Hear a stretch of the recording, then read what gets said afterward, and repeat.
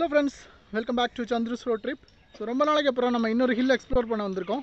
வீட்ல இருந்து காலையில ஒரு 6 o'clock கிளம்பி இருக்கோம். இங்க ஒரு 7:30 போல ரீச் ஆயிட்டோம். இங்க மேலே ஒரு கோயில் இருக்கு. ஸோ நம்ம ஒரு சின்ன ட்ரெக்கிங் போயிட்டு இந்த கோயில் எப்படி இருக்குன்னு பார்க்கலாம். இந்த கோயிலில் என்ன சாமி இருக்காங்க, இந்த மலையோட பேர் என்ன, அது எல்லாமே நம்ம மேலே போய் பார்க்கலாம்.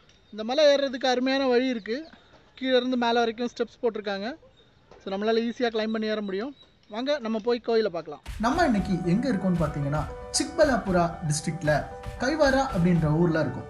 இந்த ஊரில் தான் பீமா பக்காசுரா பெட்டா இருக்குது. ஆமாங்க, நம்ம இப்போ இருக்கிறது பீமா பக்காசுரா பெட்டாவில் தான். பெட்டானா வேற ஒன்றும் இல்லை, மலைன்னு அர்த்தம். இந்த லொக்கேஷன் பெங்களூர்லேருந்து 65 கிலோமீட்டர் டிஸ்டன்ஸில் இருக்குது. இந்த மலைக்கு மேலே இருக்கிற கோயிலை ரீச் பண்ணணும்னா 2.5 கிலோமீட்டர்ஸ் நம்ம ஸ்டெப்ஸில் ஏறி போய் ஆகணும். இங்கே அப்ராக்சிமேட் ஒரு 500 ஸ்டெப்ஸ் இருக்கும். இந்த 500 ஸ்டெப்ஸ் ஏறிட்டோம்னா நம்ம மேலே இருக்கிற கோயிலை ரீச் பண்ண முடியும். அப்ராக்சிமேட் 1 hour ஆகும்னு வச்சுக்கோங்களேன்.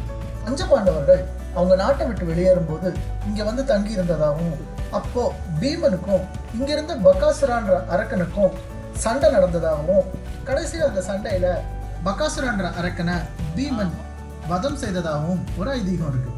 அப்படி இங்கே சண்டை நடந்தபோது பீமனோடவும் பக்காசுரான்ற அரக்கனோடவும் பாத தடங்கள் இந்த மலையில் அங்கங்கே இருக்கிறதா சொல்கிறாங்க. இந்த மலைக்கு நாம் ஏறி போகிற வழியில் அங்கங்கே நிறைய சின்ன சின்ன குகைகள் நம்மளால் பார்க்க முடிஞ்சுது.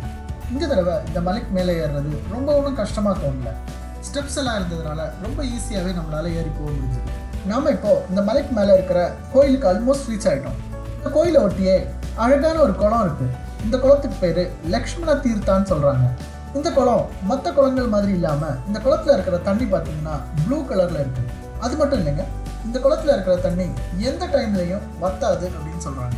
இந்த குளத்தோட அழகையும் கலரையும் நீங்களே பார்த்து தெரிஞ்சுக்கோங்க.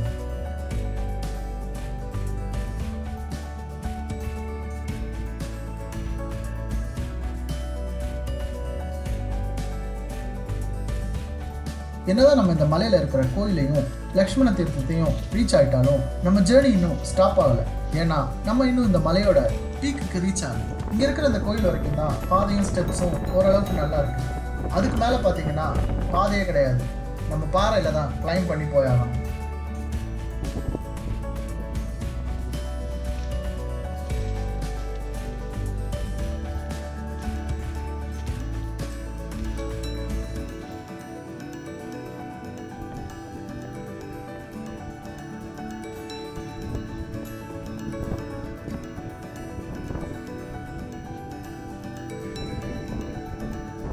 ஒரு வழியாக நாம் அடித்து பிடிச்சி இந்த பாறைகள் எல்லாம் ஏறி மலையோட உச்சிக்கு வந்துட்டோம்.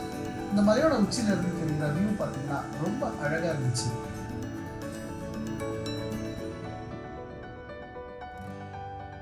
முன்னாடியே சொன்ன மாதிரி இங்கே தான் பீமனும் பக்காசுரான்ற அசுரனும் சண்டை போடும்போது ஏற்பட்ட கால் தடங்கள் இருக்கிறதா சொல்கிறாங்க.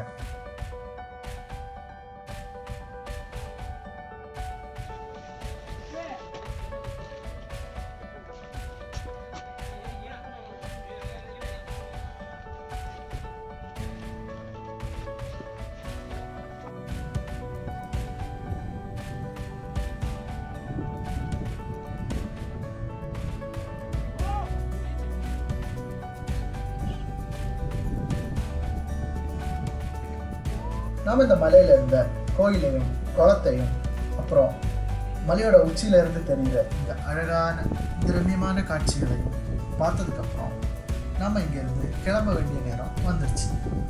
மீண்டும் உங்களை எல்லாரையும் இது மாதிரி இன்னொரு அழகான இடத்துல சந்திக்கிற வரைக்கும் டேக் கேர், பை பை.